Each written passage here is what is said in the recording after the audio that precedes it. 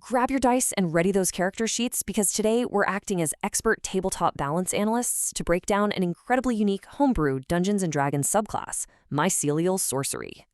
Listen, if you are at all fascinated by tabletop RPG design, and especially the intricacies of the revised 2024 D&D rule set, you're going to want to pull up a chair for this one. We're going to dive deep into how this specific design merges this incredibly grim subterranean flavor with highly technical mechanics. And ultimately, we're going to answer the big question, is this actually balanced for your table?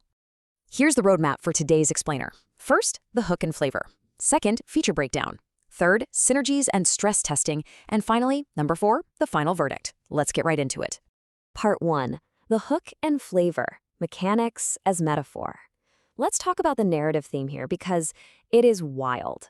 Right off the bat, this design brilliantly flips the script on your standard, usually pristine, divine bloodline or Draconic's heritage sorcerer troops. Instead of being blessed by some celestial being or inheriting magic from a majestic dragon, your magic is literally a parasite. It poses this really fascinating question. How does a sorcerer channel magic without that pristine lineage? Well, the answer here is through a dark, symbiotic infection.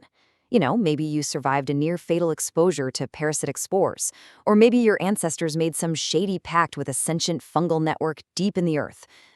And mechanically, this acts as an absolutely brilliant metaphor. You aren't just memorizing incantations. Your character is effectively a walking terrarium of doom, transforming the battlefield into a personal garden of decay and rebirth. Your body is physically responding to the magic, sprouting reactive spores and absorbing the life force of those around you. It's gruesome, it's visceral, and honestly, it sets a wildly different tone for a spellcaster. Moving right along to part 2. Feature breakdown and action economy. Let's see how this incredible flavor actually translates into lower-level gameplay. In modern D&D design, a subclass literally lives or dies based on how elegantly it uses your limited actions. A super common pitfall in Homebrew, actually, scratch that, even in some official subclasses, is giving you 3 really cool features that all require a bonus action. It creates this massive bottleneck. But look at how this is spread out. The level 6 Hive-Mind Network uses an action. The level 3 Innate Contagion uses a bonus action. And the defensive Shared Vitality feature, that uses your reaction. It utilizes the whole action economy without creating a cluttered bottleneck, meaning your turns are going to feel incredibly fluid and dynamic. Now, quick rules refresher, because we absolutely have to define the poisoned condition here. When a creature is poisoned in D&D, they have disadvantage on attack rolls and ability checks. It's a really severe debuff all on its own, but we need to highlight it because the entire level 3 core feature of this subclass completely relies on inflicting this specific condition to trigger your big bonus necrotic damage. So here's the gameplay loop, and it's a tight, rewarding one that totally encourages setting up debuffs for massive payoffs. First, as a bonus action, you activate your Innate Sorcery. That instantly triggers Spore Burst, forcing a creature within 10 feet to make a Constitution save or become poisoned. Once they're poisoned, boom, your Corrosive Spells feature kicks in. Now, any sorcery spell you cast that deals poison or necrotic damage deals an extra 1d6 necrotic damage to that specific creature. It's a localized, highly synergistic combo. It makes you want to get right into the thick of combat, which, yeah, is wildly dangerous for a traditionally squishy sorcerer, but so much fun. All right, part 3, synergies and the broken test. Time for some analytical system stress testing. We need to see if this homebrew actually plays nicely with the revised 2024 D&D rule set. And honestly, it maps onto the new level 3 origin starting point incredibly smoothly.